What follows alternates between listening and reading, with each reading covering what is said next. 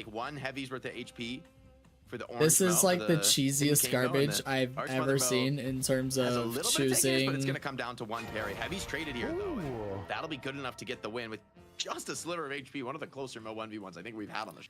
The Mo 1v1 punch So that duel means to decide who that picks first. A team wild. will have choice of One of the first pick teams. or second. One We of the don't know which teams won. team. The other one lost. That's what we can say Yep. for sure.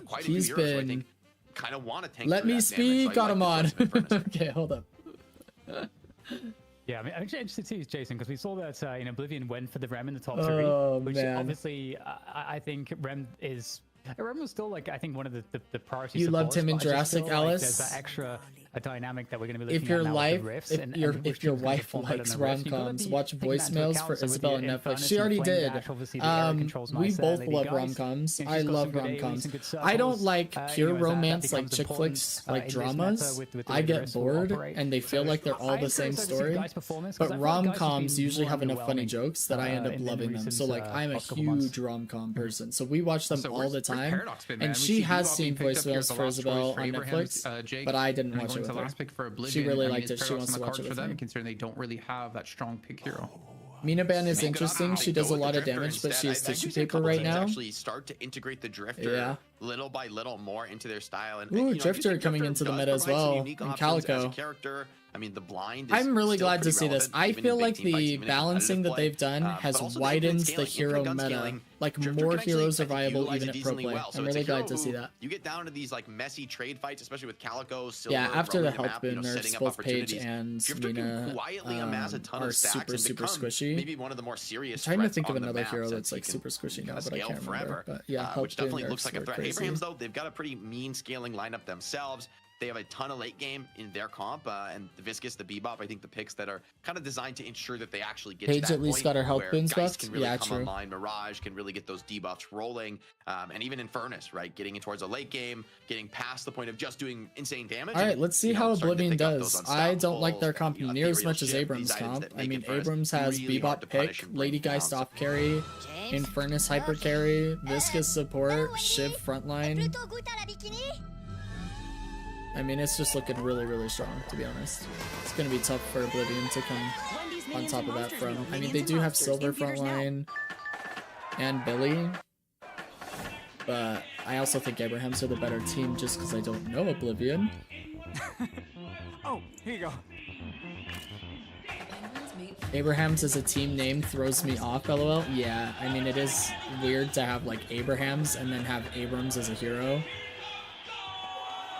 I don't know if Shiv is frontlining as hard as he was pre-patch. Maybe. They didn't really change a whole lot of his frontline It's a 4th of capacity. July sale, 40 to 70% off at Old Navy. Here's Pippa Zip. Get these deals straight into your basket. T-shirts, tanks. I want to pick and roll addresses, and it's a touchdown at the register. What sport is this? Shopping. Yes! No touch of Lamborghini. No touch of. Okay, no touch up. No touch of. Mais non. Les damamos, les damami. I keep looking for the blue guy. Yeah. Yeah, but he lived a lot off rapid regen and spirit life still from E. Because there's a lot Don't of know if he options, still has especially that with the level of Q. You sustain. can dash away, like Mirage has tools to escape. Like people we'll can see. uppercut you away. Guys can health swap The you. thing opponents is can flame dash he's away. now that So I feel like he's there's a lot of like with defensive options to prevent Drifter from melee being, scaling. a crazy You're gonna nuisance. see him getting melee lifesteal So it more. does seem, you know, I'd say and almost that's gonna decently help with beefy as well. I mean, the sustain. pseudo So I don't beefiness know. I obviously think has he's the gonna cube, as you be mentioned before. feeling about the same. The one It's thing just that a does build stand out to me though, Jake, and looking at playstyle that Oblivion, changed is a that if little you're bit. But I Venator, think you're frontlining gonna is have a still field day. Like realistically, very who's going into that backside possible. against you because you have such a Oh, strong, and they have Mirage as aggressive off front carry as line, well. and then Rem to balance between your tanky heroes. I give a little bit of a weird, you know, connotation to tanky heroes considering He the is global 2 health, for nerf me. across the board. Sorry. Oh But no, you you're do good. have a Don't worry about it. four-man frontline squad with Rem to just jump between the Maul and He Venator, who certainly has, still hits hard. should have all the freedom in the world Yeah, to play with. he definitely still hits Yeah, I hard think and the ease still of execution executes people. probably favors Oblivion in a way, right? Like it feels like their path to success is a little bit more deathball-y, a little bit more of those like, you know, heavy committed group team fights, where I think there needs to be more finesse on the Abraham side with Bebop finding hooks, Viscous, you know, making plays, making saves, Mirage and Shiv kind of pulling a lot of attention to themselves. And Infernus and Geist, although His they have some execute tools, as a right, these are, passive like, on ult feels relatively weird. easier to bring down kind of carries if you do. It is get on top of them and definitely lock them down, as different. characters Yeah. like Silver and Billy I absolutely agree with can. that for sure. You know, so like they're more reliant on things like health swap. But if it's down, It's okay, something you know we have Geist to get is used vulnerable, to. You know she can be attacked. So I think Oblivion have a more straightforward comp, and I like that considering they're the underdog. I don't think they want to get too fancy. But Abrahams are such a strong team individually and as a unit that I really think the playmaking from Bebop in particular is going to suit them. Also, I'm just very curious to see Shiv, how it feels getting played, like what the build is. I'm sure whatever build, maybe it'll be together. I assume from this draft to be together playing the Shiv. Whatever he builds in this, someone's going to have that build up as like the top build in Deadlock for Shiv within 15 minutes. So together, there's a lot of So responsibility Oblivion has on your double shoulders right now, support, assuming you are the hyper one carry, piloting and the ship. off carry. I You guess hear that, ZP? Drifter can kind You of be better get on it. I categorized mean, as a you hyper do our carry hero too. builds over in our public Discord He's server, weird. which you guys He can like join. bounces Type between Discord hyper in the carry and channel off carry, but I and feel actually like go he's join more it. You hyper can talk to everyone carry. who's watching the show. But this could be. I'm gonna actually. I feel like the reason I want to put him as in off carry is because he's also like pick hero. Like